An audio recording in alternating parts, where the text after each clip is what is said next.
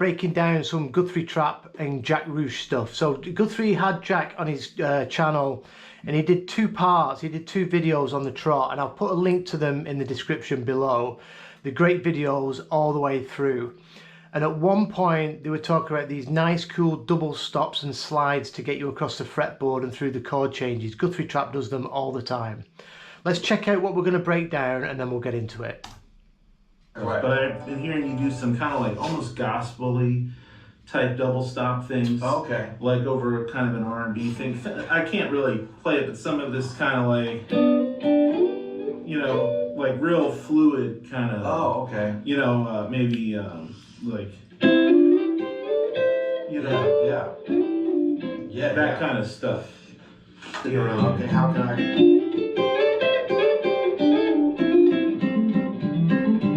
Really, that kind of stuff. Yeah, which yeah, we yeah. all know, but some of these, like, you know.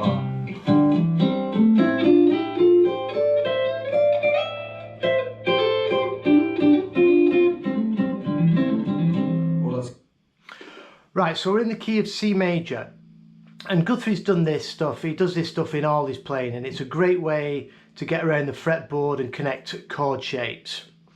So you can call them double stops. I've heard him calling it harmonizing the major scale. We will just be playing the notes of C major. So we start off, you can think of all your chord shapes of C major. So we've got, if you think of your cage system, we've got our C form, our A form, into the G form, into the E form, back into the D form, which is the C form. And what I would do, what I teach my students before we get into this stuff, is the major pentatonic that you're going to be using, which is C major. So we're going to be using, it's actually going to be using the C major scale, but it's good to map out the major pentatonic run, which is to get that mapped out. So we're starting off on C, on the A string on the 3rd fret. You can think of this as your A shape. And then we're going to slide into the major 3rd. You can think of this as the G form. And then we've got this triad here on the D, G and B strings. Sliding in from the 7th into the 9th, that's back into the major 3rd of C, into this shape. Sliding up from the 5, and then finishing on the root of the high E, the root of C on the high E on the 8th fret. And then you can slide in again, taking you into that D form. But we're going to be playing 2 notes at a time. So it starts off, the run that they do, we're going to start off with this root and major 3rd of C. And this is out of this shape.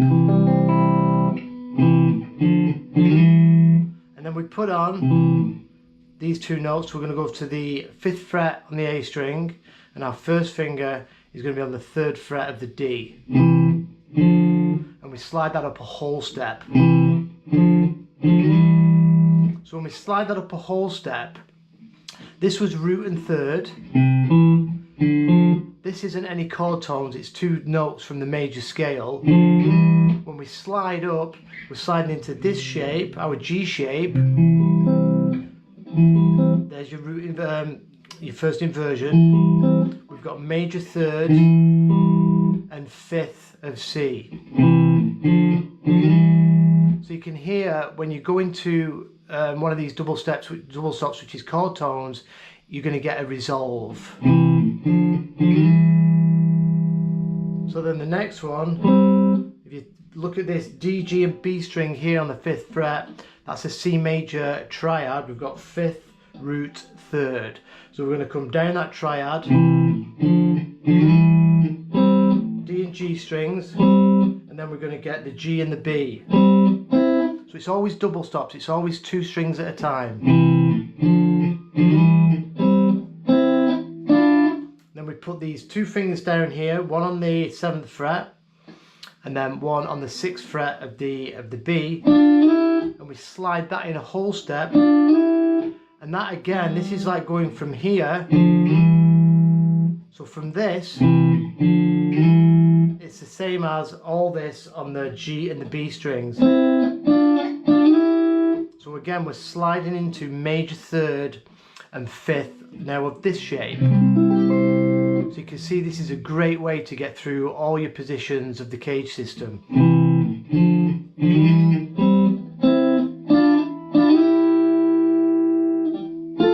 And then Guthrie grabs the G and the B string on the 10th fret, and then we grab the high E and the B string. This is the top of this triad, sliding that up a whole step. So all together now.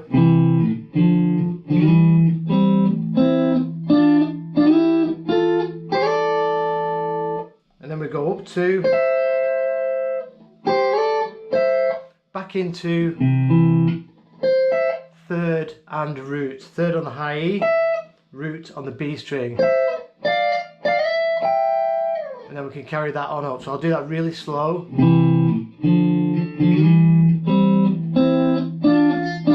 So you can hear this is the same as this. We're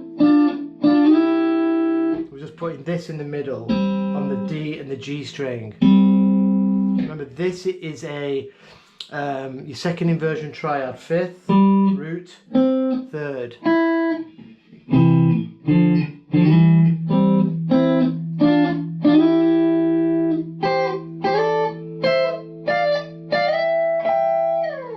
Look at that, the cat one.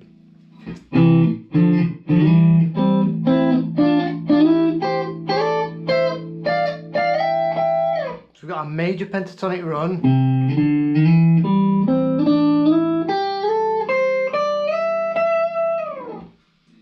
And then we're harmonizing up the major scale.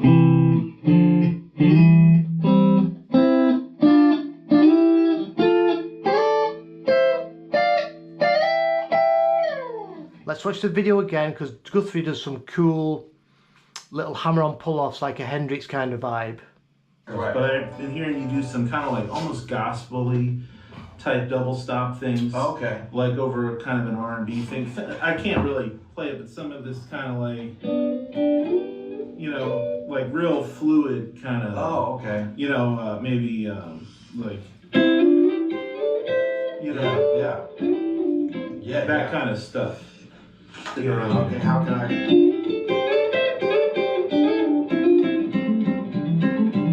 Really, that kind of stuff. Yeah, which yeah, we yeah. all know, but some of these, like, you know.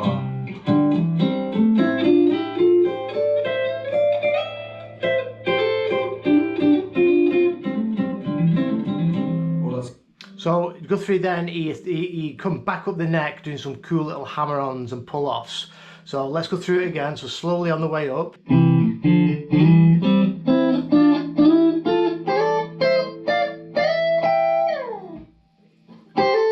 He comes back up to this part here. Remember, we've got C form, starting here, sliding into G form, then going down this shape, into your E form, back into your D form. So a great way for linking stuff up. Anyway, these little hammer-ons. The first one is at the top of the E shape. So again, we're just grabbing 2 strings at a time, but we're going to be hammering on the top note a whole step up. And then we come over here and we're grabbing the 7th fret on the G, 8th fret on the B, and we hammer into this 9th fret.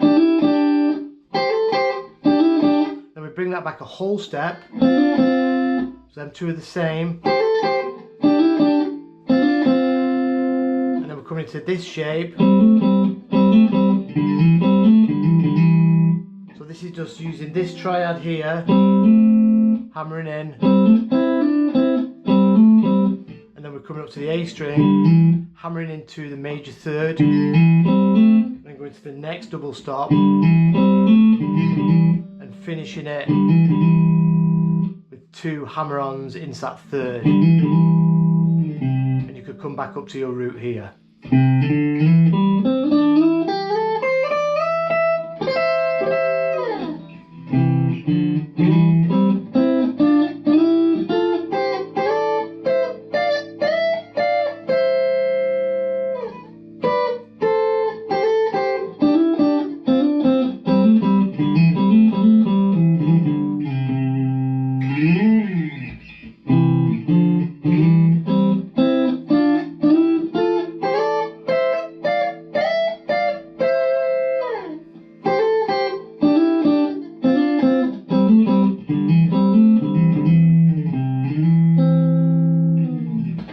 hope you got something out of that.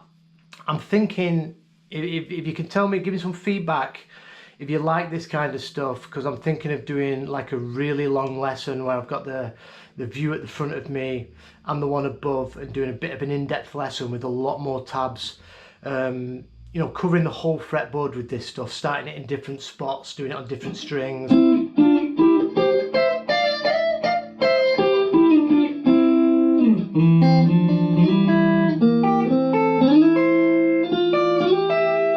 You can do these all over the neck, and it's great to move it to the 4 and the 5 chord.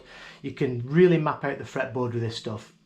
So let me know your thoughts, and I'll see you real soon for another lesson. Cheers.